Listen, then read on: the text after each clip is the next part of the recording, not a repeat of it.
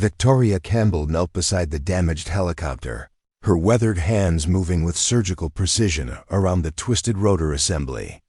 The Wyoming wind whipped through her auburn hair as she examined the metal fragments scattered across the tarmac of Ridgepoint Military Base. What she saw made her blood run cold. This wasn't just mechanical failure. This was a catastrophe waiting to happen. "Ma'am," Colonel Pierce wants all civilian personnel cleared from the flight line immediately. Lieutenant Sarah Wilson called out, her voice barely audible over the howling wind. Victoria looked up from the wreckage, her green eyes reflecting years of knowledge that nobody at Ridgepoint knew she possessed. In 6 hours, another helicopter would attempt the same flight path that had just claimed this aircraft.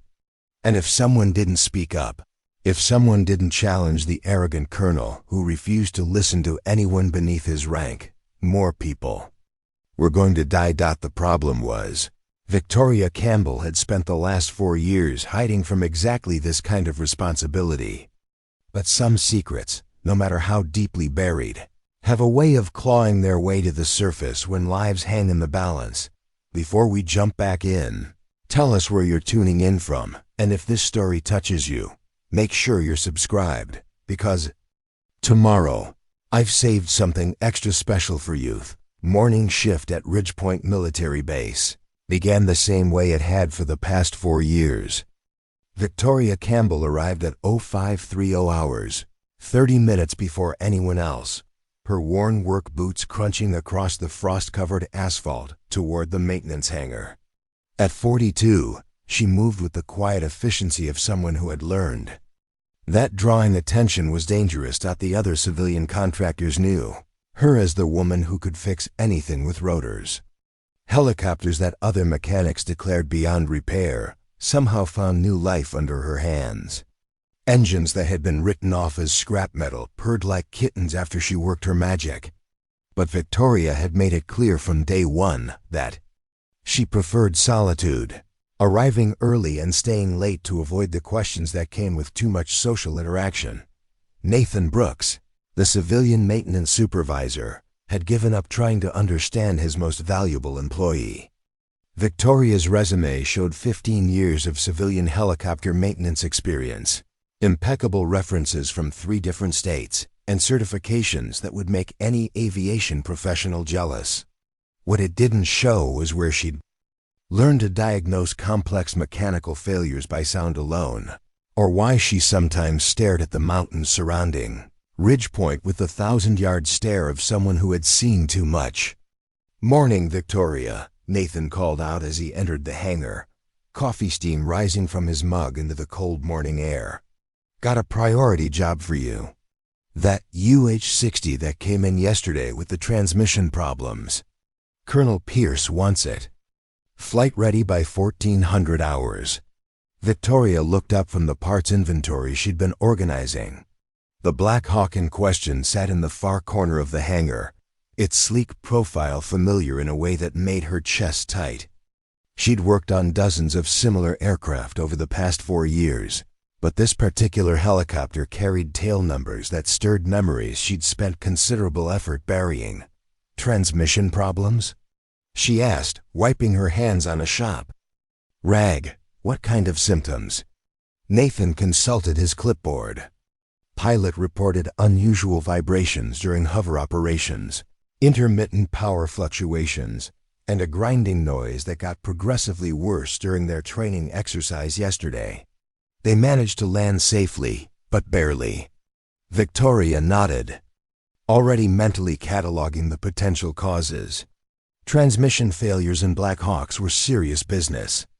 Unlike fixed-wing aircraft that could glide to a landing with engine failure, helicopters became very expensive rocks when their transmission systems failed.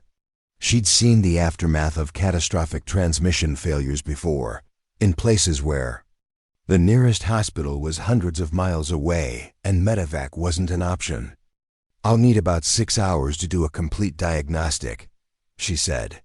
"Transmission problems aren't something you rush." "Colonel Pierce was very specific about the timeline," Nathan replied, his tone apologetic. "He's got another training exercise." Scheduled for this afternoon, and he needs that bird in the air. The comment sent a chill down Victoria's spine. In her experience, officers who prioritize schedules over mechanical safety were the ones who created the kinds of accidents that made headlines. She'd known too many good pilots who died because someone higher up the chain of command decided that mission timelines were more important than proper maintenance procedures. "Nathan, I need you to understand something," Victoria said, her voice carrying an authority that made him look up from his clipboard. "Transmission systems don't care about training schedules. If I tell you this aircraft isn't safe to fly, it doesn't fly. Period." Nathan had worked with Victoria long enough to recognize the steel in her voice when she talked about aircraft safety. In 4 years, she'd never been wrong about a mechanical assessment, and her safety record was flawless. More importantly, she had a way of explaining complex technical problems that made even the most arrogant pilots listen. "I'll back you up if there are safety concerns," Nathan said. "But just try to work within the colonel's timeline if possible. He's been under a lot of pressure lately from his superiors about training readiness." Victoria began pulling tools from her workstation, each implement selected with the precision of a surgeon choosing scalpels. Her tool collection was extensive and meticulously organized, far beyond what most civilian mechanics possessed. Some of the diagnostic equipment looked military-grade, though Nathan had never asked where she'd acquired such specialized instruments. As she approached the Black Hawk, Victoria felt the familiar mixture of professional excitement and personal dread that came with working on military aircraft. The helicopter represented everything she'd once been passionate about and everything she'd tried to leave behind. But mechanical problems didn't care about personal history, and a failing transmission could kill a crew just as dead whether the mechanic had emotional baggage or not. She opened the engine compartment and immediately noticed several things that the previous inspection had missed. Oil staining patterns that indicated seal failures, metal shavings around the transmission housing that suggested internal component wear. Most concerning, stress fractures in mounting brackets that could lead to catastrophic failure if the aircraft encountered severe turbulence or aggressive maneuvering. This wasn't just a routine maintenance issue. This helicopter was a flying death trap. Victoria spent the next 2 hours conducting the most thorough diagnostic of her civilian career. She pulled transmission fluid samples and examined them under magnification, looking for metal particles that would indicate internal damage. She tested electrical systems that controlled transmission functions, checking for intermittent failures that might not show up during ground operations. Most importantly, she used a borescope to examine internal transmission components without complete DISASEMBLY. What she found confirmed her worst fears. The main transmission was showing signs of imminent failure. Gear teeth were worn beyond acceptable limits. Bearing surfaces showed scoring that indicated inadequate lubrication. Most critically, she discovered hairline cracks in the main transmission case that could lead to complete structural failure without warning. Any pilot flying this aircraft would be gambling with their life and the lives of their crew. At 10:30 hours, Nathan returned to check on her progress. "How's it looking?" Colonel Pierce called twice asking for status updates. Victoria emerged from beneath the aircraft, her uniform stained with hydraulic fluid and her face grim. "This helicopter doesn't fly. Not today, not tomorrow, not until we replace the entire transmission assembly." Nathan's face fell. "Victoria, are you absolutely certain? The colonel is going to be furious if we ground his aircraft without—" "Nathan, look at this." Victoria led him to her workstation where she'd laid out oil samples, metal fragments, and photographs of the internal damage. "These gear teeth are worn down to nothing. This bearing race has stress fractures that go completely through the metal. And this," she pointed to a photograph from the borescope examination, "is a crack in the transmission case that's maybe 6 flight hours away from catastrophic failure." Nathan studied the evidence, his expression growing more concerned with each item Victoria showed him. He'd been managing aircraft maintenance for 15 years, long enough to recognize signs of impending disaster when he saw them. How long? For repairs? He asked quietly. Complete transmission replacement. Probably 2 weeks if we can get the parts immediately. This isn't a field repair, Nathan. This aircraft needs to go to a depot-level maintenance facility. Nathan rubbed his temples, already dreading the conversation with Colonel Pierce. I'll call the colonel and explain the situation. He's not going. To be happy, but safety comes first. Victoria watched Nathan walk toward his office, knowing that the next few hours would determine whether Ridgepoint Military Base had a commander who put safety above ego or another bureaucrat who cared more about looking good to his superiors than protecting his people. In her experience, the latter was far more common than the former. As she continued documenting the helicopter's mechanical failures, Victoria found herself thinking about the pilots who would have flown this aircraft if she hadn't discovered the problems. Young aviators like Captain James Miller, who'd been assigned to the afternoon training exercise. Miller was a good pilot by all accounts, but good pilots died just as easily as bad ones when their aircraft fell apart around them. The thought of another crew dying because of preventable mechanical failure made Victoria's hands shake slightly as she completed her inspection report. She'd spent 4 years trying to forget the weight of command responsibility, the crushing burden of making decisions that determined who lived and who died. But some responsibilities, once accepted, never really go away. They just wait quietly in the background until circumstances force you to remember who you used to be. At 1200 hours, Nathan returned from his phone call with Colonel Pierce, his face pale and his expression troubled. Victoria, he said quietly, we need to talk. Preparing and narrating this story took us a lot of time, so if you are enjoying it, subscribe to our channel. It means a lot to us.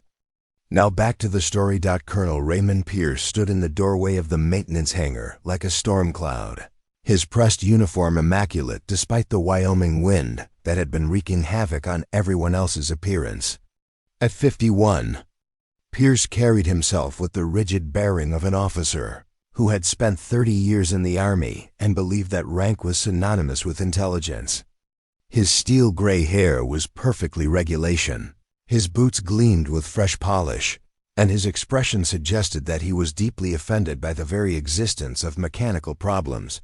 Victoria looked up from her diagnostic equipment as Pierce approached, flanked by 2 junior officers who seemed nervous about being in the presence of their commanding officer's obvious displeasure. She'd dealt with men like Pierce before, career officers who viewed any obstacle to their plans as a personal insult and any suggestion from subordinates as insubordination. Miss Campbell, Pierce said, his voice carrying the clipped authority of someone accustomed to immediate obedience. I understand you've declared my helicopter unfit for flight operations.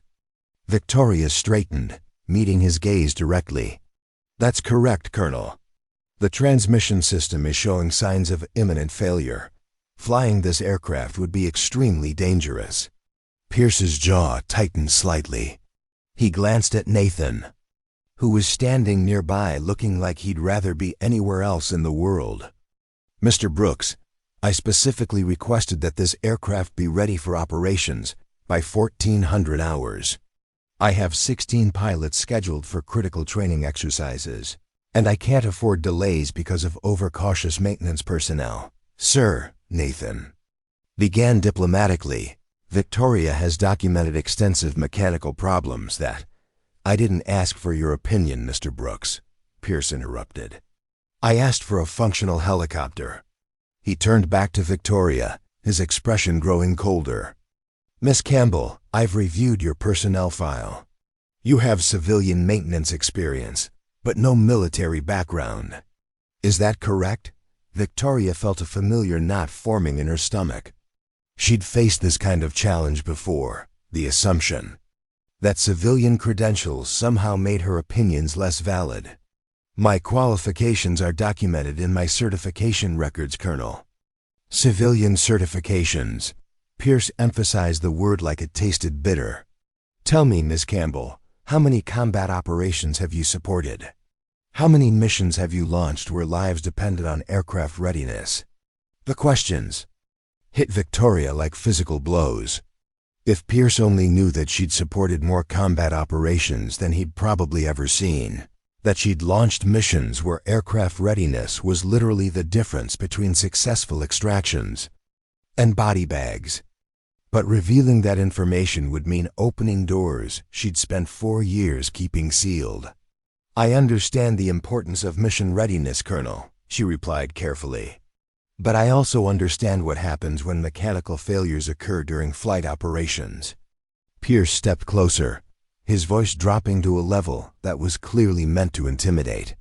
What happens, Miss Campbell, is that we lose training opportunities that are critical to maintaining pilot proficiency.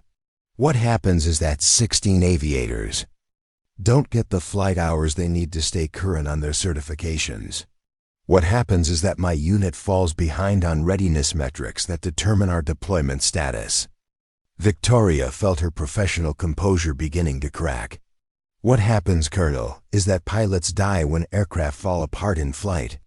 What happens is that families get folded flags instead of homecoming hugs because someone decided schedules were more important than safety.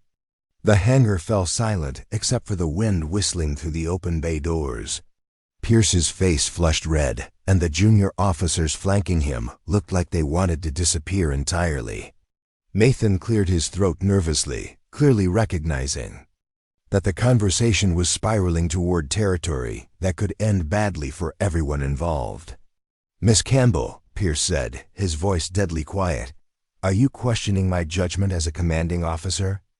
Victoria realized she was standing at a crossroads that would define not just her career at Ridgepoint, but her entire approach to living with the knowledge she carried. She could back down, apologize for speaking out of turn, and let Pierce make his own mistakes. Or she could stand her ground and accept whatever consequences came from challenging a full colonel's authority. The image of Captain James Miller flashed through her mind, young, eager, with a wife and 2 small children who lived in base housing just 2 miles away. Miller was scheduled to pilot the afternoon training exercise, unaware that his aircraft's transmission was 6 flight hours away from catastrophic failure. I'm stating my professional opinion based on mechanical evidence, sir, Victoria replied. This aircraft is unsafe for flight operations. Pierce's smile was sharp and cold. Your professional opinion. Based on civilian maintenance experience, he gestured toward the helicopter. This aircraft has been maintained by military personnel for its entire service life. It has been inspected by certified Army aviation maintenance specialists. Are you suggesting that your civilian training makes you more qualified to assess its condition than trained military professionals? Victoria felt the weight of her hidden past pressing against her chest like a physical force. She could end this confrontation immediately by revealing her true background, by showing Pierce exactly how qualified she was to make assessments about military aircraft. But doing so would mean admitting who she really was, and she wasn't ready for that level of exposure. I'm suggesting that mechanical evidence doesn't care about the credentials of the person interpreting it, she said instead. Metal fatigue, bearing wear, and stress fractures are objective realities, not matters of opinion. Pierce laughed, a sound devoid of humor. Ms. Campbell, I've been flying helicopters since before you learned to drive a car. I've logged over 4,000 flight hours in combat, zones where mechanical reliability meant the difference between mission success and catastrophic failure. I think I'm capable of determining whether an aircraft is safe to fly. The claim hit Victoria like a slap across the face. Pierce was pulling rank based on flight hours she'd probably exceeded during her first deployment alone. But she couldn't challenge his numbers without revealing her own experience, couldn't call out his arrogance without exposing the very expertise that would give her words weight. Colonel, Nathan interjected desperately, Perhaps we could have another mechanic take a look at the aircraft. Get a second opinion on Victoria's assessment? Pierce nodded approvingly. Excellent suggestion, Mr. Brooks. I want a qualified military aviation maintenance specialist to conduct a complete inspection of this aircraft. Someone with actual experience maintaining combat helicopters, not just civilian flight training aircraft. Victoria felt her professional reputation crumbling around her. Pierce was essentially declaring her assessment worthless, based purely on her apparent lack of military credentials. Worse, he was bringing in another mechanic who might not have her level of experience with transmission failures. Someone who might miss the subtle signs of impending catastrophe that she documented so carefully. Sir, she said quietly, I have photographic evidence of the mechanical problems. Bearing races with stress fractures, gear teeth worn beyond acceptable limits, cracks in the transmission case. These aren't matters of interpretation, and I'm sure your evidence will be reviewed appropriately, Pierce replied dismissively, by qualified personnel with relevant experience. He turned to one of the junior officers flanking him. Lieutenant Wilson, contact Sergeant Anthony Davis at Peterson Air Force Base. Tell him I need his best helicopter mechanic here by 0800 tomorrow to conduct an independent assessment of this aircraft. Lieutenant Wilson scribbled notes on her clipboard. Yes. Sir, what should I tell him about the urgency? Tell him that civilian maintenance personnel have raised unsubstantiated concerns about aircraft safety, and I need a professional opinion to determine whether these concerns have merit. Pierce's emphasis on the word professional was clearly intended as an insult directed at Victoria. Victoria watched this exchange with growing alarm. Pierce wasn't just dismissing her assessment, he was actively undermining her credibility and setting up a situation where her mechanical evidence might be ignored entirely. More concerning, he was delaying critical repairs while maintaining his intention to fly the aircraft as scheduled. Colonel, she said, making one last attempt to break through his arrogance, what if I'm right? What if this transmission fails during flight operations? Tomorrow? Pierce fixed her with a stare that could have frozen the Wyoming wind. Miss Campbell, if you're so concerned about aircraft safety, perhaps you should consider finding employment more suited to your civilian qualifications. I hear there are several crop dusting operations in the area that might appreciate your services. The insult hung in the air like smoke from a crashed aircraft. Pierce was essentially telling Victoria to find another job rather than continue challenging his authority. Nathan looked mortified, clearly recognizing that his best mechanic was being bullied by an officer who cared more about his ego than the safety of his personnel. Sir, Nathan began, Victoria has an exemplary safety record. In 4 years, she's never... Mr. Brooks, Pierce interrupted. I suggest you focus on finding maintenance personnel who understand military requirements rather than defending civilian contractors who think they know better than career Army officers. Victoria realized that further argument was futile. Pierce had made up his mind based purely on rank and prejudice, and nothing she could say would change his opinion without revealing information she wasn't prepared to share. But as she watched Pierce stride out of the hangar, supremely confident in his authority and completely oblivious to the danger he was creating, Victoria made a decision that would change everything. She would not let Captain James Miller die. Because Colonel Raymond Pierce was too arrogant to listen to qualified advice, even if protecting Miller meant exposing secrets she'd spent 4 years trying to bury. As the hangar fell quiet again, Nathan approached Victoria with an expression of mixed sympathy and concern. Victoria, I'm sorry about that. Pierce has been under a lot of pressure lately, but that doesn't excuse. Nathan, Victoria interrupted, her voice carrying a new note of determination. I need you to help me document everything. Every piece of evidence, every photograph, every measurement. Because when that transmission fails tomorrow, I want there to be no question about what we tried to prevent. Nathan nodded grimly. You really think it's going to fail? Victoria looked at the Black Hawk sitting in the corner of the hangar, its sleek exterior hiding mechanical problems that could kill everyone aboard. I don't think it's going to fail, Nathan. I know it is. The only question is whether it happens. During ground operations or when Captain Miller is 200 feet above the Wyoming mountains with nowhere to land safely. The thought of another helicopter crash, another crew lost to preventable mechanical failure, made Victoria's hands tremble slightly as she returned to her diagnostic equipment. She'd spent 4 years running from the responsibility of command decisions, but some responsibilities follow you no matter how far you try to run. Tomorrow, she would have to decide whether protecting her secrets was worth more than protecting Captain Miller's life. Sergeant Anthony Davis arrived at Ridgepoint Military Base at 0745 hours the next morning, his government sedan kicking up dust as it pulled into the maintenance hangar area. Victoria watched from her workstation as Davis climbed out of his vehicle, a compact man in his mid-30s with the confident swagger of someone who believed his military credentials made him superior to civilian contractors.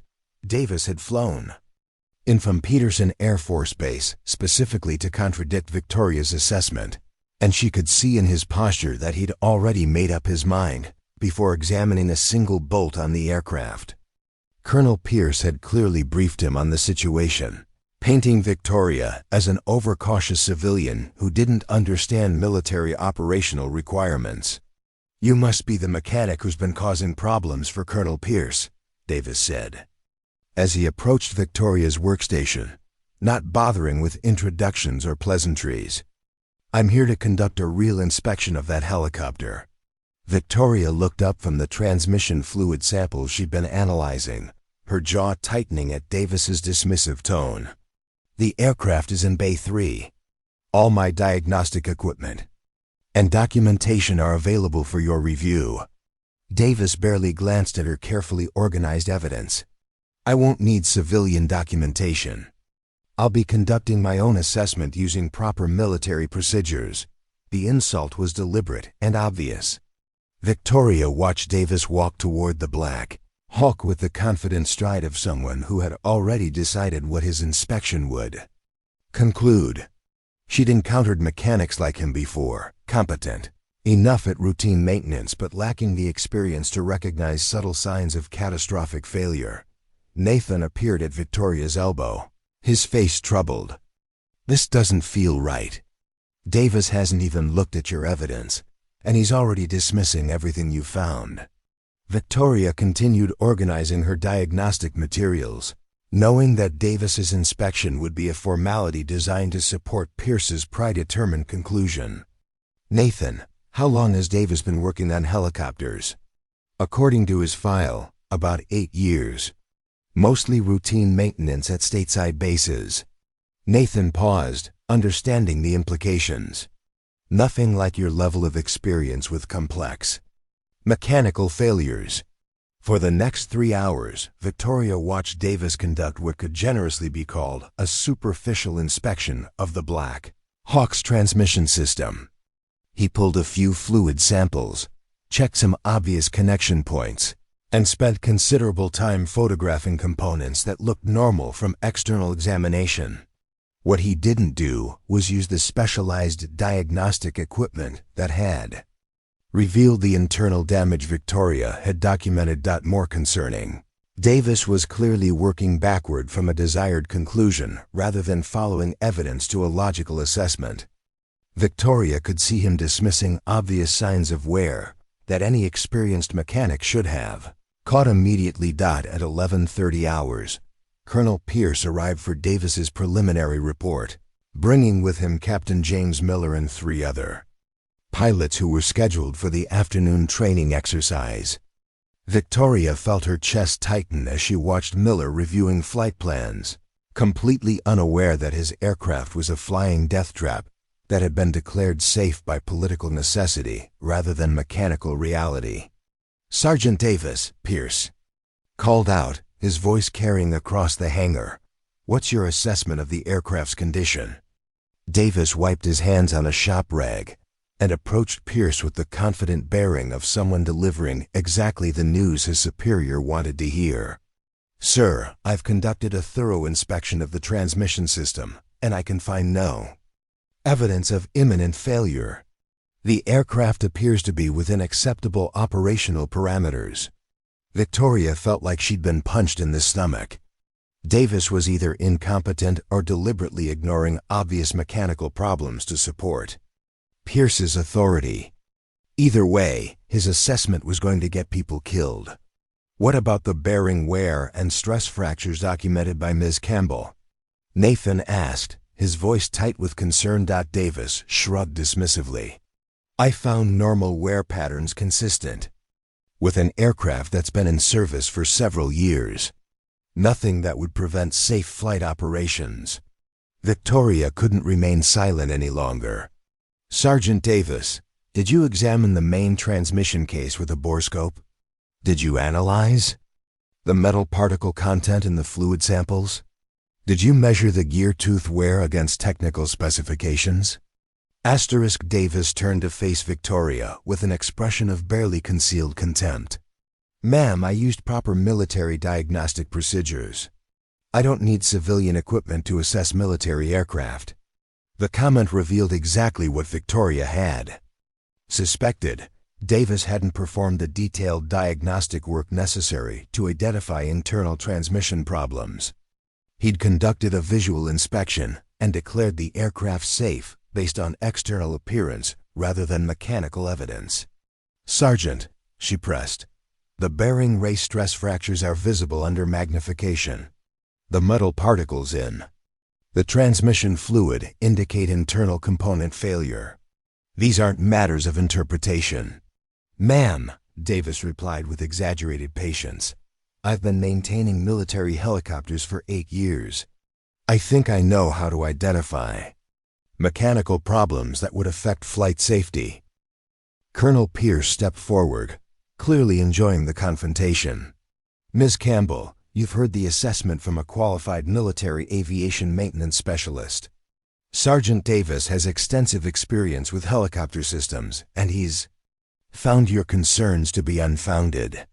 Victoria realized she was witnessing a carefully orchestrated performance designed to discredit her expertise and justify Pierce's predetermined decision to fly the aircraft. Davis's inspection had been superficial by design, conducted to support authority rather than ensure safety. Captain Miller approached the group, flight helmet tucked under his arm. "Sir, if there are any concerns about the aircraft's mechanical condition, perhaps we should postpone today's exercise until they can be fully resolved." Victoria felt a surge of hope. Miller was demonstrating exactly the kind of professional judgment that kept pilots alive, prioritizing safety over schedules. But Pierce's response crushed that hope immediately. "Captain Miller, there are no legitimate concerns about aircraft condition. Miss Campbell's assessment has been thoroughly reviewed by qualified personnel and found to be without merit." Pierce's emphasis on qualified was clearly intended to highlight Victoria's civilian status. Miller nodded respectfully, but Victoria could see uncertainty in his eyes. He was a good pilot, and good pilots develop instincts about when something doesn't feel right. The conflict between maintenance assessments was clearly troubling him, but his training demanded that he trust his commanding officer's judgment. "Sir," Miller said carefully, "would it be possible to review the specific mechanical concerns that were raised? Just so I understand what systems to monitor during flight operations." Pierce's expression darkened. "Captain, are you questioning my assessment of aircraft readiness?" The threat was unmistakable. Miller was being told to fly the aircraft without question or face consequences for insubordination. Victoria watched the young pilot's face as he processed the impossible position Pierce had put him in: follow orders that might get him killed, or challenge authority and destroy his career. "No, sir," Miller replied quietly. "I trust your judgment." Victoria felt something break inside her chest as she watched Miller accept his death sentence with military courtesy.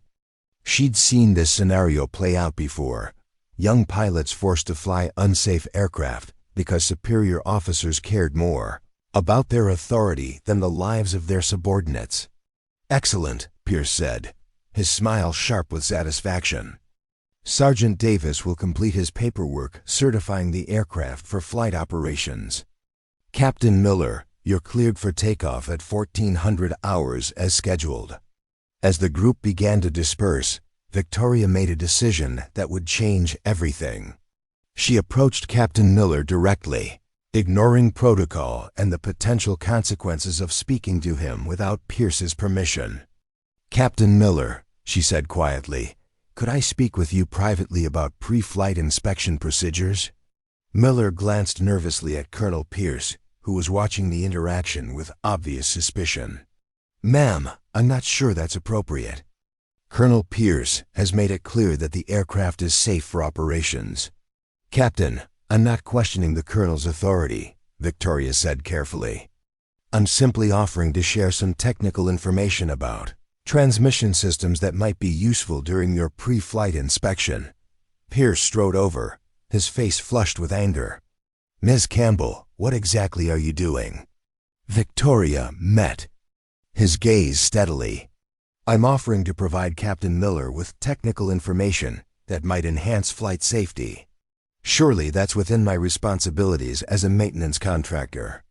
"Your responsibilities," Pierce said coldly, "are to repair aircraft as directed and keep your opinions to yourself. Captain Miller doesn't need advice from civilian contractors who don't understand military operations." The confrontation was drawing attention from other personnel in the hangar. Victoria could see mechanics, pilots, and administrative staff watching the exchange with obvious discomfort. Everyone could sense that something was wrong, but Pierce's authority made it dangerous for anyone to speak up.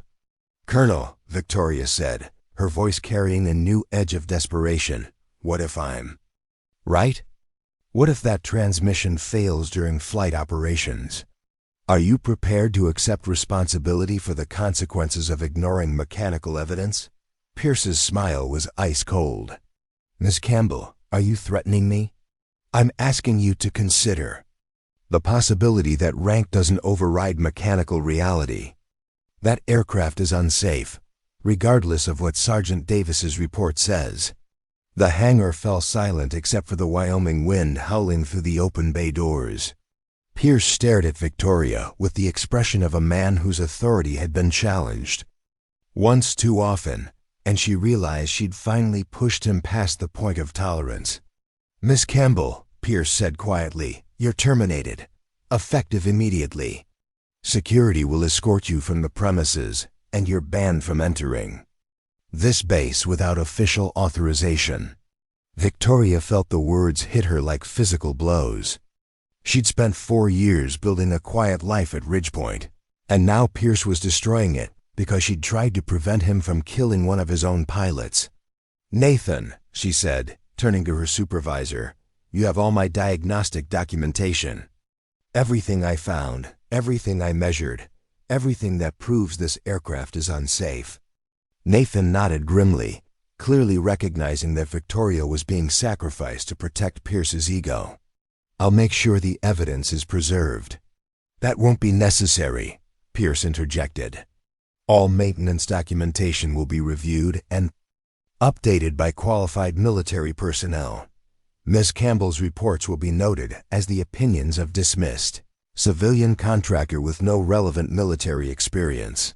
As security personnel arrived to escort Victoria from the hangar, she took one last look at the Black Hawk sitting in Bay 3. In 6 hours, Captain Miller would climb into that aircraft, trusting that it had been properly maintained and declared safe by competent authority. Instead, he would be flying a helicopter with a transmission system that was perhaps 2 flight hours away from catastrophic failure, over mountain terrain where a forced landing would be impossible. Victoria had tried to save Miller's life through official channels, and those channels had failed spectacularly. Now she would have to decide whether her secrets were worth more than a young pilot's survival dot as she was escorted toward the gate. Victoria Campbell began planning the most desperate gamble of her life. Victoria sat in her truck outside the main Gate of Ridgepoint Military Base, watching through binoculars as ground crews prepared the Black Hawk for Captain Miller's training exercise. From her position on the access road, she had a clear view of the flight line where mechanics were conducting their final pre-flight inspections under Sergeant Davis's supervision. The irony wasn't lost on her. She was now reduced to watching from outside the fence while incompetent personnel prepared an aircraft she knew would kill its crew. Her cell phone buzzed with a text message from Nathan. Miller's flight moved up to 1,300 hours. Weather window closing faster than expected. Pierce wants them airborne before storm system arrives. Victoria's blood ran cold. The earlier takeoff meant Miller would be flying during the worst possible conditions, not only with a failing transmission, but also battling the mountain winds that made emergency landings nearly impossible. Pierce was combining mechanical failure with meteorological danger in a combination that virtually guaranteed catastrophe. She'd spent the past 3 hours since her termination wrestling with an impossible decision. Every instinct screamed at her to find a way to stop Miller's flight, but doing so would require revealing her true identity and explaining how a civilian mechanic possessed such detailed knowledge of helicopter operations. The secrets she'd protected for 4 years would be exposed, along with all the reasons she'd left military aviation in the first place. But watching the ground crew fuel Miller's aircraft while completely unaware of its mechanical condition, Victoria realized that her personal comfort mattered less than a young pilot's life. Some responsibilities transcended self-preservation, and preventing avoidable deaths was one of them. At 12:30 hours, she made a phone call that would change everything. Ridgepoint Base Operations, Lieutenant Wilson speaking. Lieutenant, this is Victoria Campbell. I need to speak with Colonel Pierce immediately regarding a critical safety issue. There was a pause on the other end of the line. Ma'am, you're no longer authorized personnel. Colonel Pierce gave specific instructions that you're not to contact base operations. Victoria had expected this response, but she'd hoped Pierce's ego might make him curious enough to take the call. Lieutenant, tell the Colonel that I have information about Captain Miller's aircraft that could prevent a catastrophic accident. Information he needs to hear regardless of his personal opinion of me. Ma'am, I'm not authorized to, Lieutenant Wilson. Victoria interrupted, her voice carrying an authority that made the young officer pause. In 30 minutes, Captain. Miller is going to take off in an aircraft with a transmission system that's showing signs of imminent failure. When that transmission fails over the Wyoming mountains, there will be no place for an emergency landing. Tell Colonel Pierce that. I'm willing to stake my professional reputation on this assessment. The line was quiet for several seconds. Victoria could hear muffled conversation in the background as Wilson consulted with someone, probably Pierce himself. Finally, the lieutenant returned to the phone. Ma'am, Colonel Pierce says you're professional. Reputation was forfeited when you were terminated for interfering with military operations. He will not be taking your call. Victoria felt her last hope of preventing the disaster through official channels evaporate. Pierce's arrogance had reached the point where he would rather risk Miller's life than admit he might have made a mistake. The young pilot was going to die because his commanding officer cared more about appearing infallible than protecting his personnel. Lieutenant, Victoria said quietly, when Captain Miller's helicopter crashes, remember this conversation. Remember that someone tried to warn you, and Colonel Pierce chose not to listen. She ended the call and sat in her truck, watching the final preparations for Miller's flight with growing desperation. In 25 minutes, a good pilot would climb into a death trap because the system designed to protect him had failed catastrophically. Official channels were closed, and Pierce had made it clear that nothing short of divine intervention would change his mind.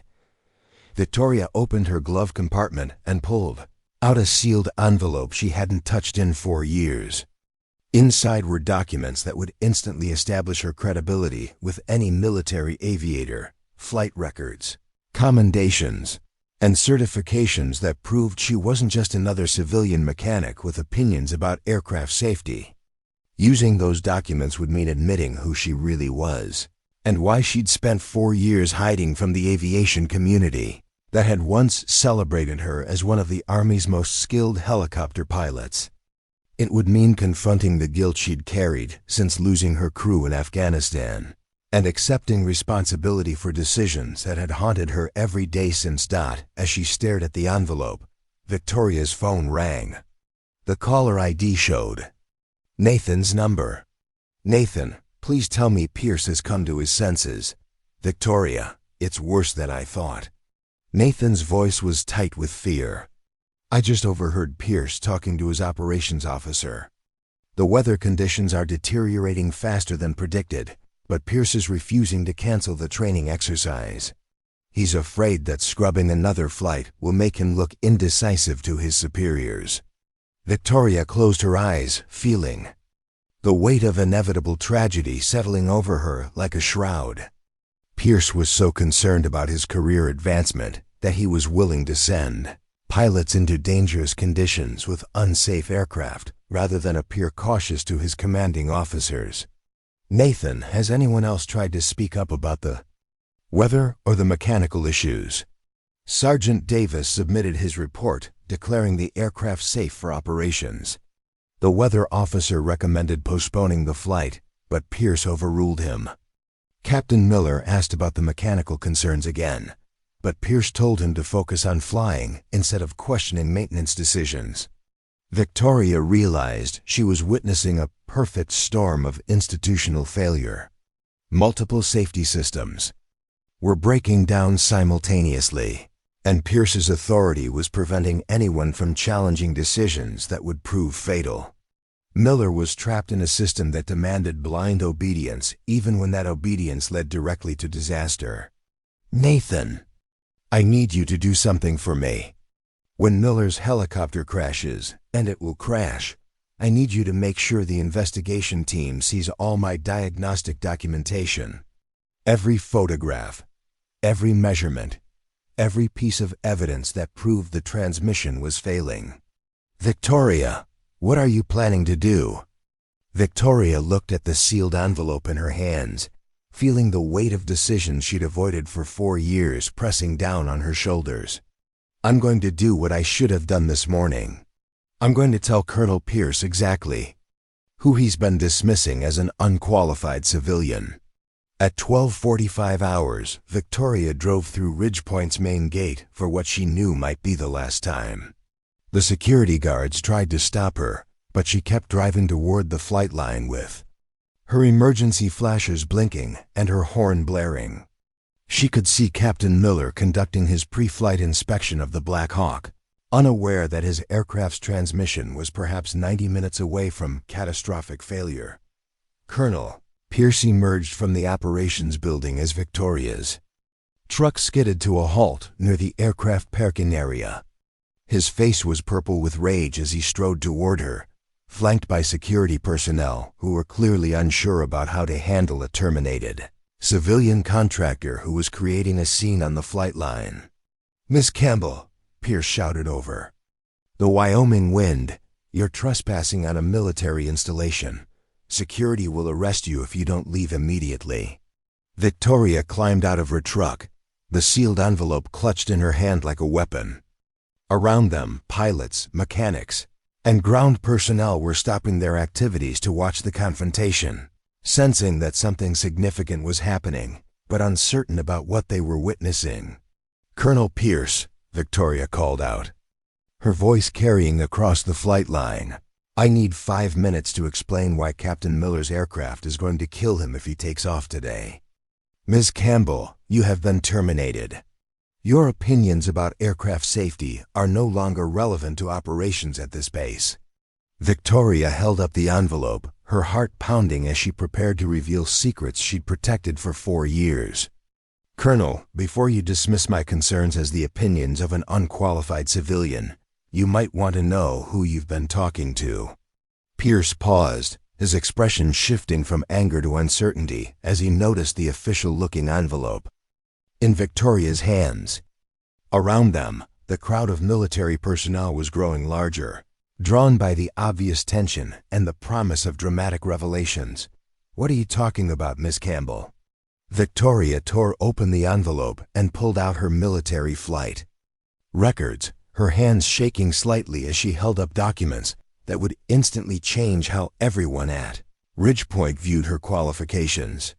"Colonel, my name is Captain Victoria Campbell, formerly of the 160th Special Operations Aviation Regiment. I have over 3,000 flight hours in combat zones, including 1,800 hours as pilot in command of UH-60 Black Hawks in Afghanistan and Iraq." The words hit the crowd like a physical shockwave. The 160th was legendary among military aviators, the night stalkers who flew the most dangerous missions in the most impossible conditions. Their pilots were considered the elite of Army aviation, and claiming membership in that unit was not something anyone would do lightly. Pierce's face went through several color changes as the implications of Victoria's revelation sank in. The woman he'd been dismissing as an unqualified civilian was actually one of the most elite pilots in the Army, with more combat flying experience than most officers would accumulate in an entire career. "That's impossible," Pierce said weakly. "Your personnel file shows no military service." Victoria held up her discharge papers and flight records. "My personnel file shows what I wanted it to show, Colonel. I came to Ridgepoint to escape military aviation, not to advertise my qualifications. But I will not stand by and watch Captain Miller die because you're too arrogant to listen to someone who knows more about helicopter operations than you ever will." The silence that followed was deafening. Captain Miller had stopped his pre-flight inspection and was staring at Victoria with an expression of amazement and growing hope. The mechanics who had worked alongside her for 4 years were beginning to understand why she'd always seemed to know more about aircraft systems than any civilian should. Colonel Pierce looked around at the crowd of personnel who were now viewing him as the man who had dismissed the concerns of a legendary military pilot. His authority, built on rank and military protocol, was crumbling in the face of Victoria's superior expertise and combat experience. "This changes nothing," Pierce said desperately. "Even if your military background is legitimate, you're still a terminated civilian contractor with no current authority over operations at this base." Victoria smiled grimly. "You're right, Colonel. I have no authority here.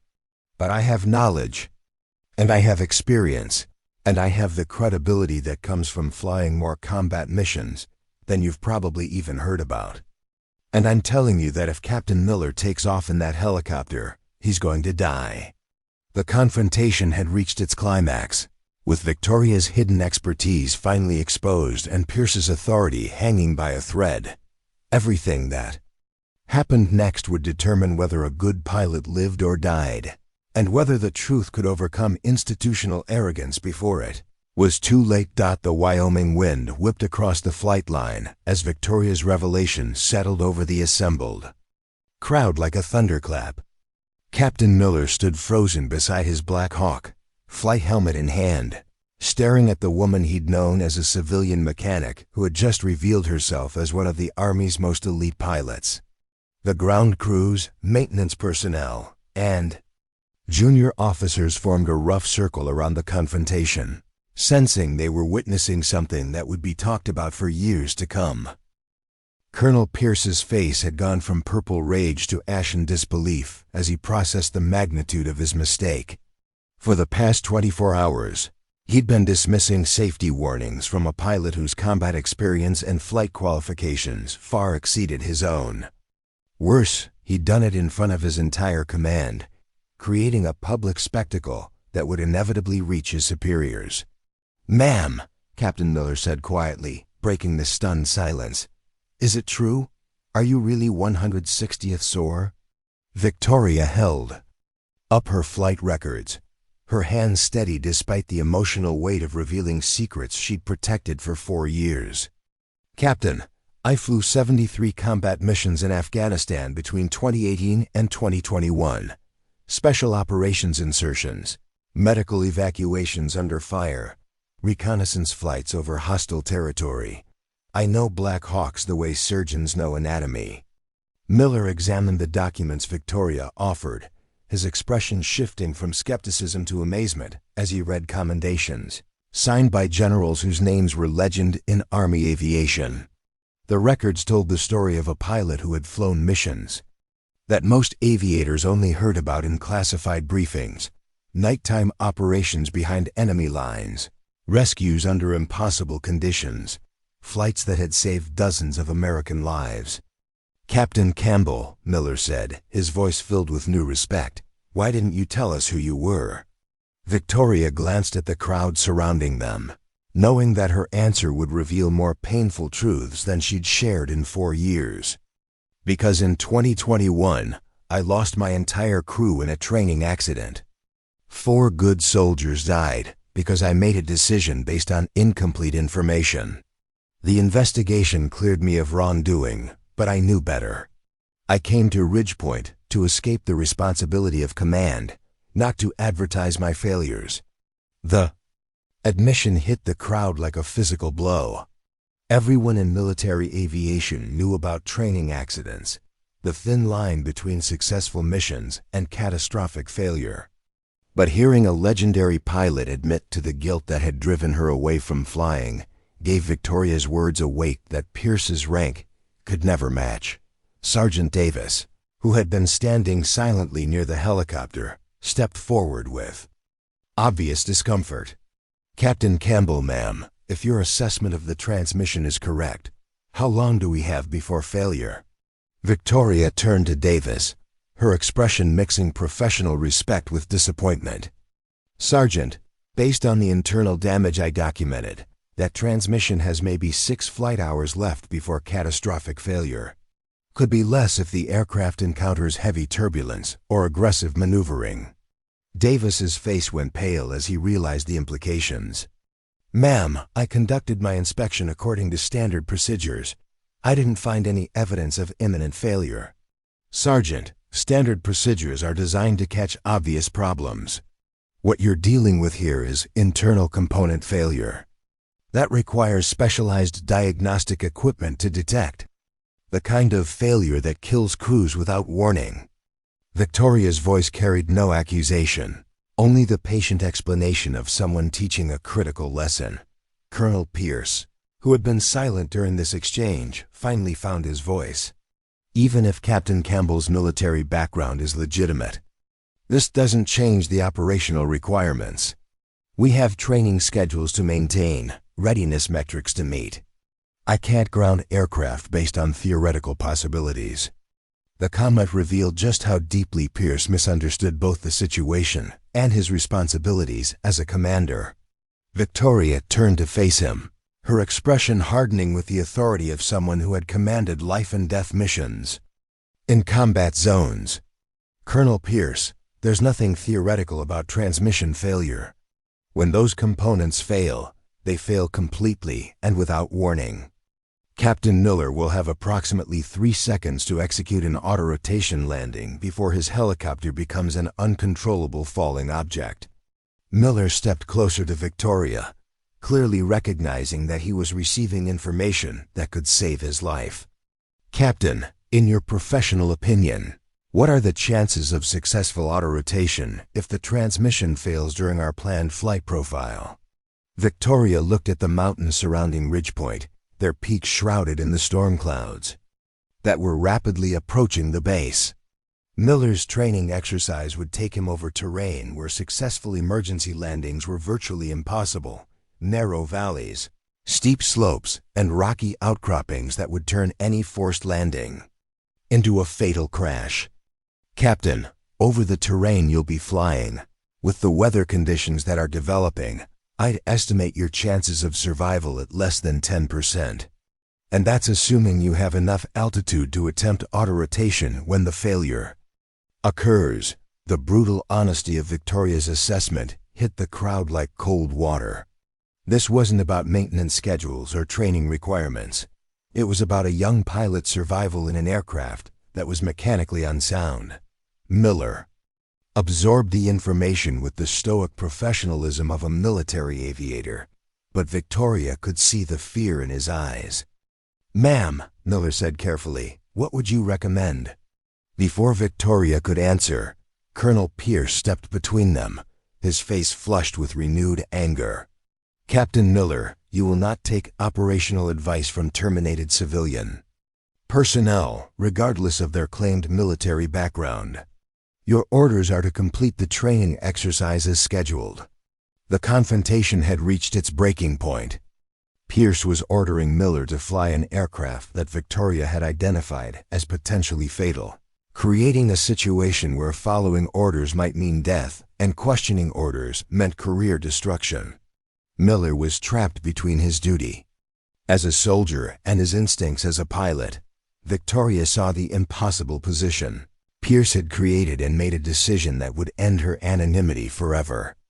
"Colonel Pierce, I'm formally requesting permission to speak with Captain Miller about aircraft safety procedures. As a former Army aviator with relevant experience in Black Hawk operations." "Permission denied," Pierce replied immediately. "You have no standing to make such requests." Victoria smiled grimly and pulled out her cell phone. "Then I'll make some calls to people who do have standing.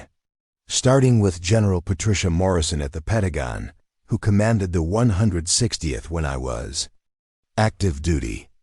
I'm sure she'd be interested to hear about a colonel who ignored safety warnings from one of her former pilots."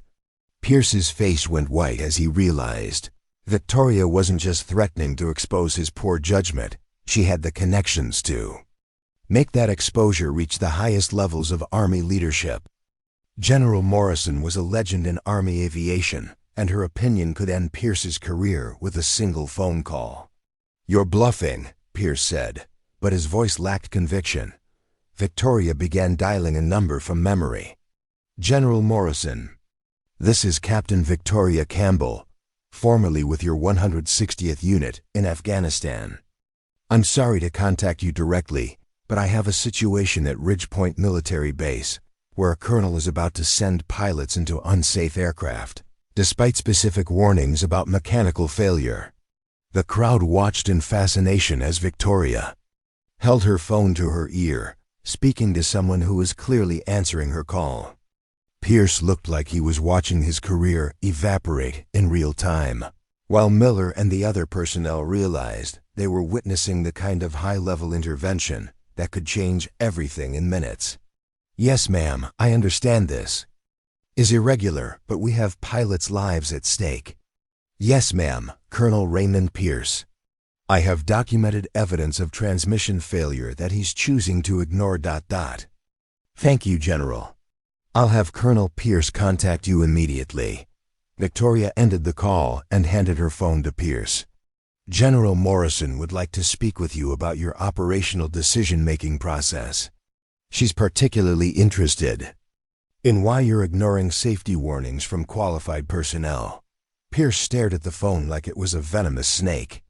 Taking the call would mean explaining his actions to one of the most respected generals in Army aviation, someone who had the authority to end his career immediately.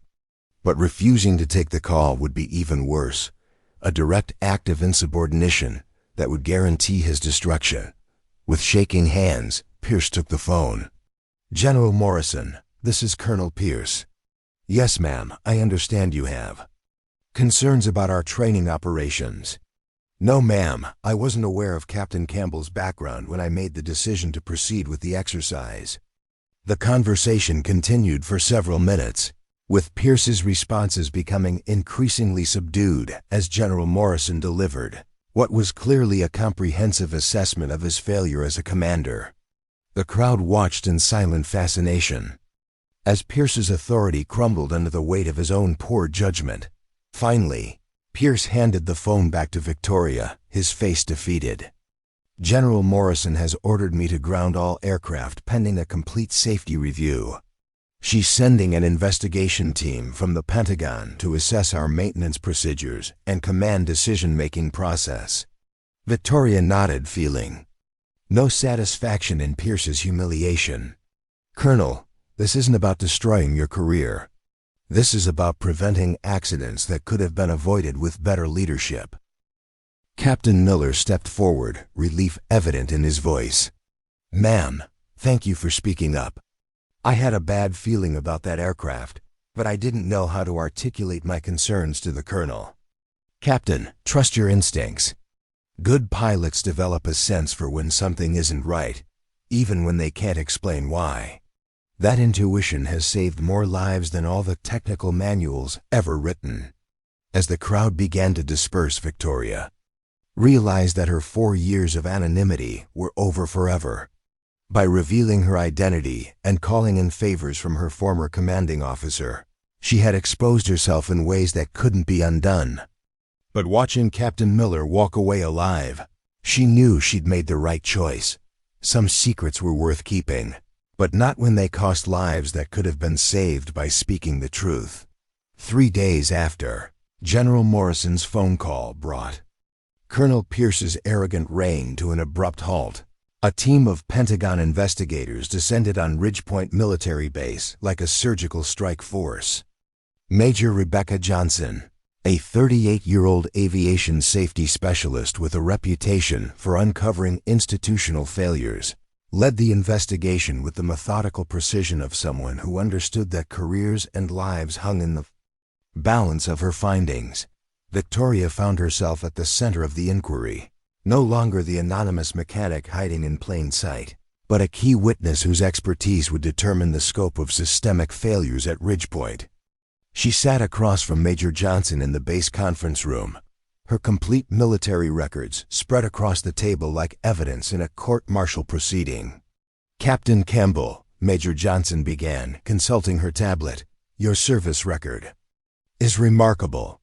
73 combat missions, multiple commendations for valor, perfect safety record until—" She paused, looking up with sympathetic eyes.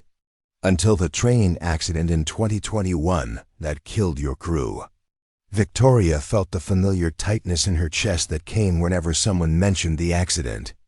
"Major, I came to Ridgepoint specifically to avoid discussing that incident. I wanted to work on aircraft without the responsibility of command decisions.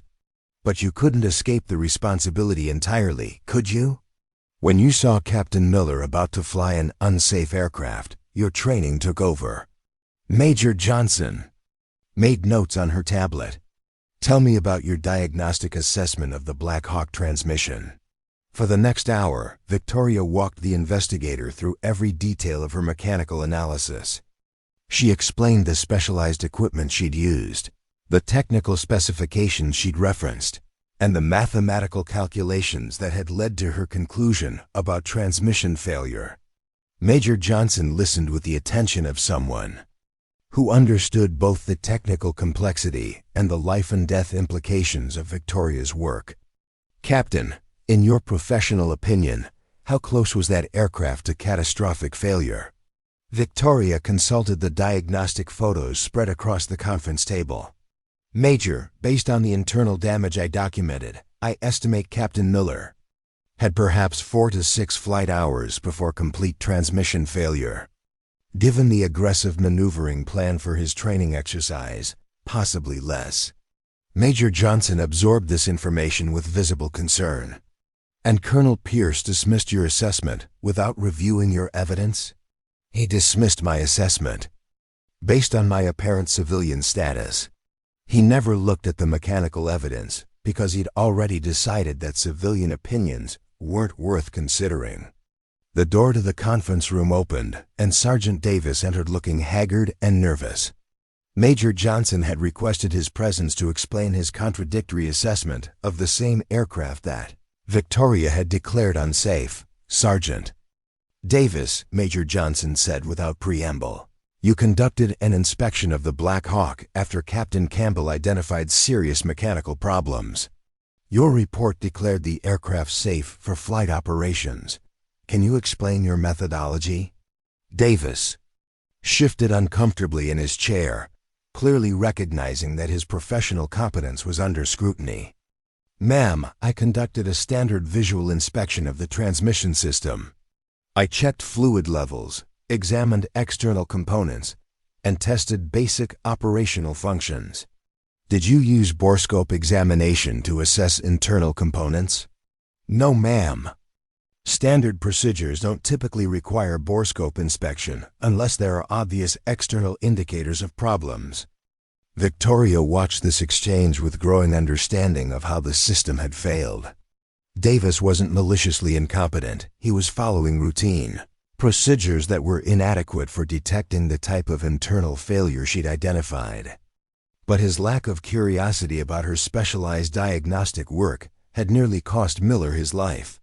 "Sergeant," Major Johnson continued, "Captain Campbell documented specific internal damage using specialized equipment. Did you review her diagnostic materials before submitting your report?" Davis's face flushed red. "Ma'am, Colonel Pierce instructed me to conduct an independent assessment using military procedures. He indicated that civilian diagnostic methods weren't considered reliable." The admission revealed the heart of the problem. Pierce had set up a system designed to confirm his predetermined conclusion rather than discover the truth about aircraft safety. Davis had been following orders to ignore evidence rather than evaluate it objectively. "Sergeant, after reviewing Captain Campbell's documentation, do you believe your assessment was adequate?" Davis looked at Victoria with obvious embarrassment. "No, ma'am. Captain Campbell's diagnostic work was far more comprehensive than my inspection. She identified problems that I completely missed." Major Johnson made extensive notes before dismissing Davis and calling for her next interview subject. "Colonel." Pierce entered the conference room looking like a man who hadn't slept in 3 days, his usually immaculate uniform wrinkled and his face drawn with stress. "Colonel Pierce," Major Johnson began formally, "this investigation is examining your command decisions regarding aircraft safety and personnel management. Specifically, your response to safety warnings provided by qualified personnel."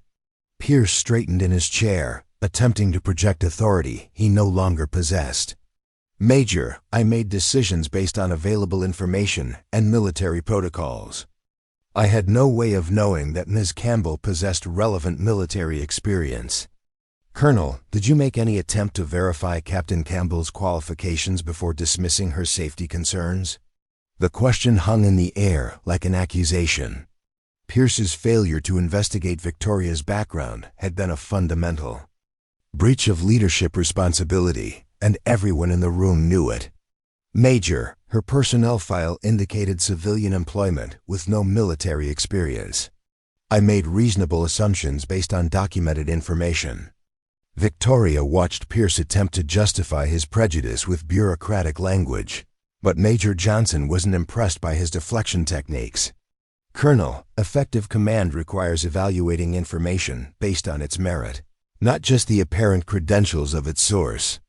A competent leader would have investigated further when presented with detailed technical analysis, regardless of who provided it." Pierce's face reddened as he realized Major Johnson was systematically dismantling his defense. "Major, I was balancing safety concerns against operational requirements. Military aviation requires accepting calculated risks to maintain readiness." "Colonel, there was nothing calculated about the risk you were accepting. You had specific warnings about mechanical failure from someone with extensive expertise, and you chose to ignore those warnings based on assumptions about her qualifications." The interrogation continued for another 90 minutes with Major Johnson methodically documenting Pierce's failures in judgment, leadership, and basic safety procedures. Victoria watched Pierce's career collapse in real time as his arrogance and incompetence were exposed for official review. Finally, Major Johnson dismissed Pierce and turned her attention back to Victoria. "Captain Campbell, I have one final question. Given your experience and qualifications, why didn't you reveal your military background earlier in this process?" Victoria considered the question carefully, knowing that her answer would become part of the official record. "Major, I came to Ridgepoint to escape the responsibility of command decisions. After losing my crew in Afghanistan, I wanted to work on aircraft without the weight of life and death choices. But when I saw Captain Miller about to fly an unsafe aircraft, I realized some responsibilities can't be escaped. Do you regret revealing your identity to save Captain Miller's life? Victoria looked out the conference room window at the flight line where maintenance crews were conducting thorough inspections of every aircraft on the base. Pierce's arrogance had been replaced by systematic safety procedures that would protect future pilots from similar institutional failures. No, ma'am. I regret that it took me 4 years to understand that hiding from responsibility doesn't make you less responsible. It just makes you less effective when people need your help. Major Johnson closed her tablet and gathered her files. Captain Campbell, General Morrison has asked me to extend an invitation for you to consider returning to active duty. The Army needs experienced aviators with your combination of technical knowledge and combat experience. Victoria felt her chest tighten at the suggestion. Returning to military service would mean accepting full responsibility for the decisions she'd been avoiding, but it would also mean using her skills to protect pilots instead of just maintaining their aircraft. Major, I'll consider the General's invitation. But first, I need to understand what happens to the people involved in this incident. Major Johnson consulted her preliminary findings. Colonel Pierce will be relieved of command and reassigned pending completion of remedial training in leadership and safety management. Sergeant Davis will receive additional technical training but will likely retain his position with closer supervision. Captain Miller has requested to personally thank you for preventing what would certainly have been a fatal accident. As if summoned by their conversation, Captain Miller knocked on the conference room door and entered with obvious nervousness. He approached Victoria with the respectful bearing of someone who understood he owed his life to her courage. Captain Campbell, I wanted to thank you personally for speaking up when others wouldn't listen. My wife and children are grateful that you were willing to risk your own position to protect mine. Victoria shook Miller's hand, feeling the weight of command responsibility settling back onto her shoulders after 4 years of trying to avoid it. Captain, the best way to thank me is to trust your instincts as a pilot. When something doesn't feel right, investigate further. Don't let anyone pressure you into accepting unnecessary risks. Miller nodded seriously. Ma'am, I've learned more about aviation safety in the past 3 days than in my previous 5 years as a pilot. I won't forget the lessons you've taught us. As Miller left the conference room, Victoria realized that her 4 years of hiding had ended not with the exposure she'd feared, but with the redemption she'd never expected. By saving Miller's life, she'd found a way to honor her lost crew's memory without being paralyzed by guilt over decisions she couldn't change. Major Johnson packed her investigation materials with the satisfied expression of someone who had successfully identified and corrected a dangerous system failure. Captain Campbell, this investigation will result in significant changes to how civilian expertise is integrated into military safety procedures. Your willingness to speak up may prevent similar incidents at bases across the country. Victoria understood that her personal story had become part of a larger institutional lesson about the dangers of arrogance and the importance of listening to qualified voices, regardless of their apparent credentials. Pierce's downfall would serve as a warning to other commanders who might be tempted to prioritize ego over expertise, but more importantly, Captain Miller would go home to his family that evening, alive because someone had finally found the courage to speak truth to power when lives were at stake. 2 weeks after the Pentagon investigation concluded, Victoria stood in the maintenance hangar that had been her refuge for 4 years, packing her tools and personal belongings into carefully labeled boxes. Nathan Brooks watched from his office doorway, clearly struggling with mixed emotions about losing his most valuable mechanic, while understanding why she could no longer remain hidden. At Ridgepoint, Victoria, Nathan said, approaching her workstation, I still can't believe you're really leaving. This place won't be the same without you. Victoria secured the last of her specialized diagnostic equipment in its protective case, each tool representing years of accumulated expertise that she was finally ready to use openly again. Nathan, I spent 4 years trying to convince myself that I could serve aviation by staying in the shadows. But the incident with Pierce taught me that some contributions require stepping into the light. The official investigation report had been released 3 days earlier, documenting Pierce's failures in excruciating detail and recommending comprehensive changes to how military installations integrate civilian expertise into safety procedures. Victoria's role in preventing Captain Miller's death had been highlighted as an example of how institutional arrogance could silence critical voices at the cost of human lives. General Morrison herself had flown to Ridgepoint the previous week to personally deliver the Army's formal apology for Pierce's treatment of Victoria and to extend a direct invitation for her to return to active duty as a senior instructor pilot at the Army Aviation Center of Excellence. The offer represented not just professional vindication, but an opportunity to train the next generation of military aviators with the hard-earned wisdom that came from both combat experience and catastrophic loss. "Have you decided about General Morrison's offer?"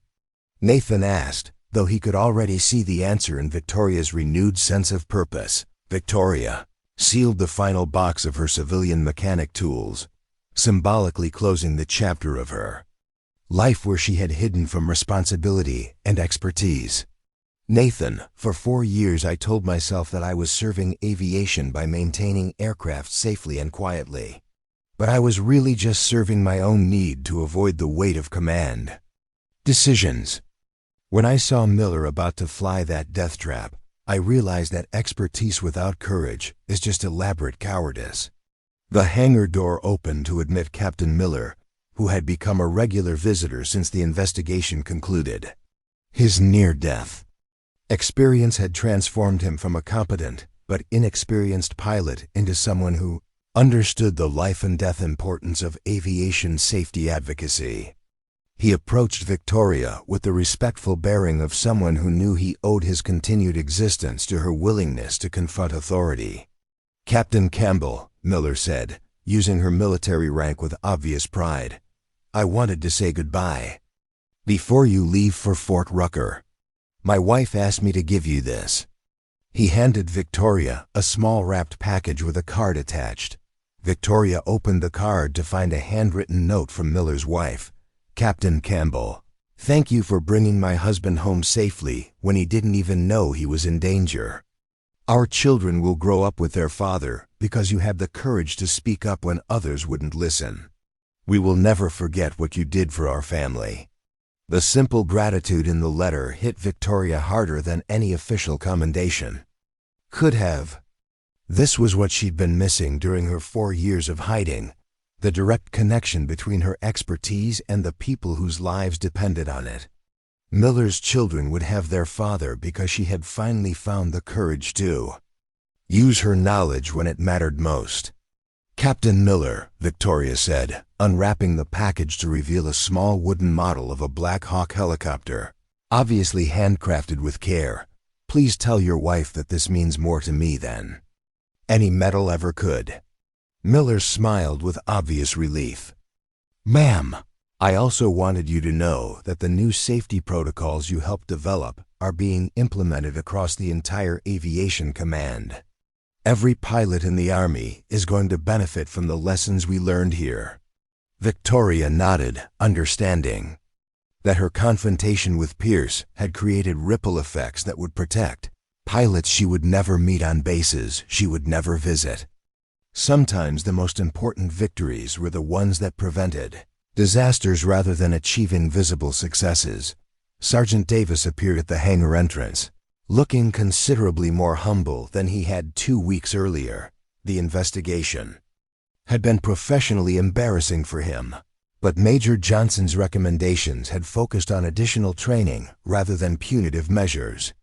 Davis had spent the intervening time studying advanced diagnostic procedures with the dedication of someone who understood he had nearly contributed to a preventable tragedy. "Captain Campbell," Davis said formally, I wanted to apologize personally for my inadequate inspection of that Black Hawk. I've been studying your diagnostic techniques, and I realize how much I didn't know about detecting internal mechanical failures. Victoria appreciated Davis's honesty and professional growth. Sergeant, the important thing is that you're learning from the experience. Mechanical failures are often subtle, and detecting them requires continuous education and the right equipment. The Army is investing in better training and diagnostic tools to prevent similar oversights. Davis held up a thick technical manual. Ma'am, I've been reading everything I can find about helicopter transmission systems. I never want to miss something. That critical again. Sergeant, that's exactly the right attitude. Aviation safety is about continuous learning and healthy paranoia. Every aircraft you inspect could be someone's life or death ride. As Davis left the hangar, Victoria reflected on how the incident had transformed everyone involved. Pierce's arrogance had been replaced by institutional humility. Davis's complacency had been replaced by dedicated professionalism, and Miller's inexperience had been replaced by mature understanding of aviation safety principles. Even her own guilt and hiding had been replaced by renewed purpose and acceptance of responsibility. Dr. Robert Anderson, the Army's chief flight examiner, arrived at the hangar carrying Victoria's updated flight certifications and medical clearance for return to active duty. At 55, Anderson had overseen the careers of hundreds of military pilots, but he approached Victoria with the respect reserved for aviators whose reputations preceded them. Captain Campbell, Anderson said, presenting her with official documents, your flight evaluation results were exceptional. The examining pilot said your stick and rudder skills showed no deterioration despite 4 years away from active flying. Victoria accepted the certifications that would allow her to return to the cockpit as an instructor pilot, but she understood that her real value to the Army lay in the combination of technical expertise and command experience she'd developed over her career. Dr. Anderson, I'm looking forward to training new pilots with a deeper understanding of both flying skills and mechanical systems. Captain, your unique background makes you perfectly suited for the new integrated training program we're developing. Students will learn not just how to fly helicopters, but how to understand and communicate with maintenance personnel effectively. The goal is to prevent the kind of communication breakdown that nearly killed Captain Miller. Victoria recognized that her civilian experience as a mechanic had given her insights into aircraft systems that pure pilots often lacked. The combination of flying expertise and mechanical knowledge made her uniquely qualified to bridge the gap between cockpit and hangar that had contributed to Pierce's institutional failure. Colonel Jennifer Hayes, Pierce's replacement as base commander, entered the hangar for Victoria's formal departure ceremony. Hayes was everything Pierce had not been, a seasoned aviator who understood that effective leadership required listening to expertise regardless of its source. She had spent her first week at Ridgepoint implementing the safety reforms recommended by the Pentagon investigation. Captain Campbell, Colonel Hayes said, before you leave for your new assignment, I wanted to personally thank you for the lessons you've taught this base. Your courage in confronting institutional failures has made every pilot and mechanic here safer.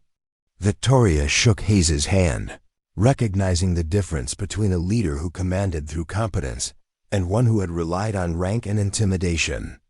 Colonel, the real lesson is that aviation safety requires everyone to speak up when they see problems, regardless of hierarchy or politics. That message has been received clearly. I've instituted new procedures requiring that all safety concerns be investigated thoroughly, regardless of who raises them or their apparent credentials. As the informal ceremony concluded, Victoria took one final look around the hangar that had been her sanctuary for 4 years. The familiar smell of hydraulic fluid and metal, the organized chaos of tools and parts, the quiet satisfaction of machinery restored to perfect function, all of it had prepared her for this moment of returning to active service with deeper wisdom and renewed purpose. Nathan approached with a final question. Victoria, do you think you'll miss the simplicity of just being a mechanic? No command decisions, no life and death responsibilities? Victoria shouldered her flight bag, feeling the weight of renewed responsibility settling comfortably on her shoulders. Nathan, I thought I wanted simplicity, but what I really needed was perspective. Losing my crew taught me about the weight of command decisions. Working as a mechanic taught me about the technical foundations that support those decisions. Now, I can be a better pilot and instructor because I understand both sides of aviation safety. As she walked toward her car, Victoria reflected on the unexpected journey that had brought her from grief-stricken refugee to renewed warrior. Her crew's deaths in Afghanistan would always be part of her story, but they no longer defined her limitations. Instead, their sacrifice had become the foundation for expertise that could protect future pilots from similar tragedies. The anonymous mechanic, who had spent 4 years hiding from responsibility, was gone forever.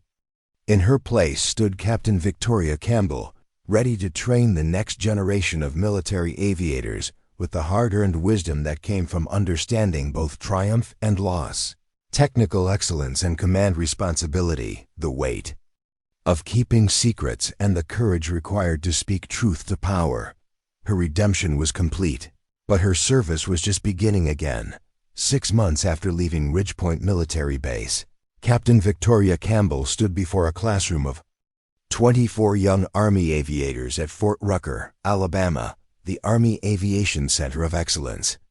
The eager faces before her represented the future of military aviation, fresh-faced lieutenants and warrant officers who would soon be flying missions in hostile territories where mechanical failures and poor judgment could cost not just their own lives, but the lives of the soldiers they were sworn to protect. Today we're going to discuss something that saved my life more times than I can count, Victoria began, her voice carrying the authority of someone who had learned these lessons through direct experience. It's called situational awareness, and it extends far beyond what you can see from the cockpit. She clicked a remote, and the classroom's projection screen displayed a photograph of a Black Hawk helicopter sitting on a maintenance ramp. To the untrained eye, the aircraft looked perfect, clean, well-maintained, ready for flight. But Victoria's students were learning to see beyond surface appearances. Lieutenant Rodriguez, what do you see when you look at this aircraft? Victoria asked, selecting a student at random. The young officer studied the image carefully, his brow furrowed in concentration. Ma'am, the aircraft appears to be in excellent condition. No obvious damage, proper ground equipment positioning, normal exterior appearance. Victoria smiled, remembering when she had possessed the same trusting confidence in official maintenance assessments. Lieutenant, that's exactly what Colonel Pierce saw when he ordered Captain Miller to fly this helicopter 6 months ago. The aircraft looked perfect, had been inspected by qualified personnel, and carried official certification for flight operations. She clicked to the next slide, showing microscopic photographs of damaged transmission components, gear teeth worn to nothing, bearing races fractured beyond repair, metal particles that told the story of imminent catastrophic failure. What you're looking at now is the internal condition of that same transmission system. This aircraft was approximately 4 flight hours away from complete mechanical failure when I documented these problems as a civilian contractor at Ridgepoint Military Base. The classroom erupted in whispered conversations as students processed the dramatic difference between external appearance and internal reality. Victoria let them absorb the visual evidence before continuing with the story that had become central to the Army's new integrated safety training program. The maintenance officer responsible for this aircraft dismissed my safety concerns without reviewing the diagnostic evidence. He assumed that my civilian status meant my technical opinions weren't worth considering. That assumption nearly killed Captain Miller and his crew. She advanced to the next slide, showing newspaper headlines from the investigation that had followed her confrontation with Pierce. Pentagon investigates command failures at Wyoming base. Army reforms safety procedures. After near disaster, hidden expertise saves pilot's life. The lesson here isn't about my personal story, Victoria continued.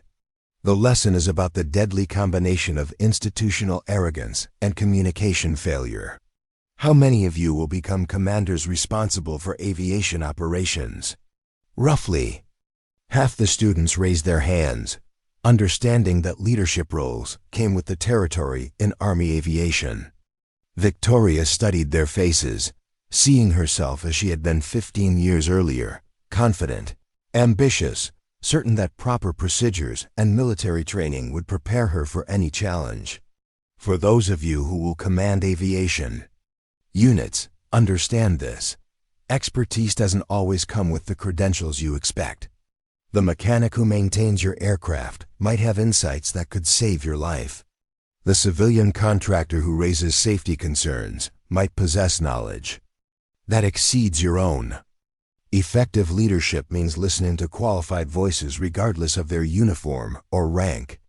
Warrant Officer Sarah Kim, one of the more experienced students who had already completed one deployment, raised her hand. Captain Campbell, how do we balance operational requirements against safety concerns? Commanders face pressure to maintain readiness metrics and training schedules. The question struck at the heart of the institutional failures that had nearly killed Miller. Victoria had spent months developing curriculum that addressed exactly this challenge: how to maintain operational effectiveness while prioritizing personnel safety. Warrant Officer Kim, that's the crucial question every aviation leader faces. The answer is that operational readiness built on unsafe foundations isn't readiness at all. It's an illusion that collapses the moment you need it most. Victoria paused, letting the concept settle. A grounded aircraft that's mechanically sound is infinitely more valuable than a crashed aircraft that met a training schedule. She clicked to her final slide, showing a photograph of Captain Miller with his wife and children at a recent promotion ceremony. Miller had been advanced to major ahead of schedule, largely based on his exemplary performance following the incident at Ridgepoint. His near-death experience had transformed him into one of the Army's most effective safety advocates. Major Miller is alive today because someone finally found the courage to challenge authority when lives were at stake. His children have their father, his wife has her husband, and the Army has retained a skilled pilot who now trains others in aviation safety principles. The classroom was silent as students absorbed the human dimension of the technical lessons Victoria had been teaching. These weren't abstract concepts from textbooks. They were life-and-death principles proven through real experience. Captain Campbell, Lieutenant Thomas Park asked, "What happened to the officers who ignored your warnings?" Victoria had fielded this question in every class she'd taught, understanding that students needed to see accountability as well as success. Colonel Pierce was relieved of command and reassigned to a staff position after completing extensive retraining in leadership and safety management. Sergeant Davis received additional technical training and has become an excellent mechanic. The system worked. Mistakes were identified, corrected, and used as learning opportunities. She gathered her materials as the class period concluded, but several students remained behind with additional questions. This had become routine. Young aviators hungry for the kind of practical wisdom that could only come from someone who had experienced both triumph and tragedy in military aviation. "Ma'am," Warrant Officer Jennifer Walsh asked, "do you ever regret leaving your civilian job to return to the military? Hiding seemed like it gave you peace." Victoria considered the question carefully, understanding that her answer would influence how these future leaders thought about responsibility and service. Warrant Officer Walsh, "I thought hiding gave me peace, but it actually gave me stagnation. Peace comes from using your abilities to protect others, not from avoiding the responsibility that comes with expertise." As the students filed out of The classroom. Victoria reflected on the unexpected journey that had brought her from the mountains of Wyoming to the training grounds of Alabama. Her 4 years as a hidden mechanic had taught her lessons about aircraft systems that she never could have learned as a pure pilot. That technical knowledge, combined with her combat experience and command background, made her uniquely qualified to train aviators who understood both the mechanical foundations and operational requirements of military aviation. Her phone buzzed with a text message from Nathan Brooks at Ridgepoint. Victoria, thought you'd want to know, we just completed our 200th consecutive day without a maintenance-related incident. The safety protocols you helped develop are saving lives every day. Victoria smiled at the message, understanding that her legacy extended far beyond the students she taught at Fort Rucker. Every pilot who flew safely because of improved maintenance procedures, every mechanic who felt empowered to raise safety concerns, every commander who listened to expertise regardless of its source, all of them were part of the ripple effect created by her decision to confront Pierce's arrogance. Dr. Anderson appeared in her classroom doorway, carrying evaluation reports from Victoria's students. His monthly assessments had been consistently outstanding, but she could see excitement in his expression that suggested something special. Captain Campbell, I have some news that I think you'll appreciate. The Integrated Safety Training Program you developed here is being implemented at every Army aviation facility worldwide. Your curriculum will be taught to thousands of pilots over the next 5 years. Victoria felt a deep satisfaction that had nothing to do with personal recognition and everything to do with institutional change. Her confrontation with Pierce had been about saving one pilot's life, but the lessons learned were now protecting aviators she would never meet. Dr. Anderson, that's exactly what we hoped would happen. The goal was never to punish individuals for their mistakes, but to create systemic changes that would prevent similar failures. Anderson handed her the student evaluations, his expression growing more serious. Victoria, I also have a request from General Morrison. She wants you to consider a promotion to major and assignment as the Army's chief instructor for aviation safety integration. It would mean traveling to bases worldwide, training senior officers in the principles you've developed here. Victoria looked out the classroom window at student pilots practicing auto-rotation landings, the emergency procedure that could save their lives if their aircraft suffered the kind of transmission failure she'd prevented at Ridgepoint. Every successful landing represented validation of the training she'd helped create. Dr. Anderson, I'll accept the promotion and assignment. If my experience can prevent other pilots from facing the kind of institutional failures that nearly killed Major Miller, then that's how I want to serve. As evening approached, Victoria walked across Fort Rucker's flight line, where dozens of helicopters sat in perfect rows awaiting the next day's training missions. Each aircraft represented potential danger and potential salvation, depending on the competence of its pilots, the skill of its mechanics, and the wisdom of its commanders. She pulled out her phone and called Major Miller, who had become both a friend and a symbol of why her renewed military service mattered. Major Miller, this is Victoria. I wanted you to know that the Army is implementing the safety protocols we developed nationwide. Your near miss is going to protect pilots across the entire aviation community. Miller's voice carried obvious emotion as he responded, Captain, that means everything to me. Knowing that other families won't have to face what mine almost went through, that makes the whole experience worthwhile. As Victoria ended the call and headed toward her quarters, she reflected on the transformation that had brought her from a grief-stricken refugee hiding in Wyoming to a nationally recognized expert in aviation safety.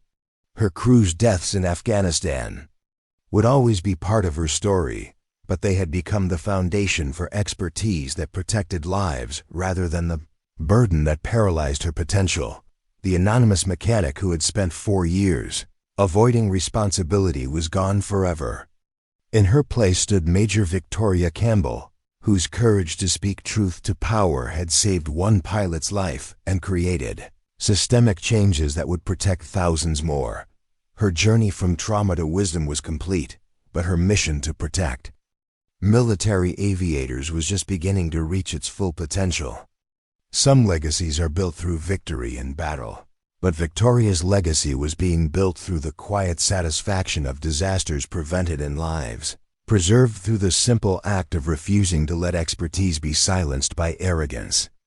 Hidden Expert had finally found her true calling, not as someone who avoided responsibility, but as someone who embraced it completely in service of those who fly into danger every day.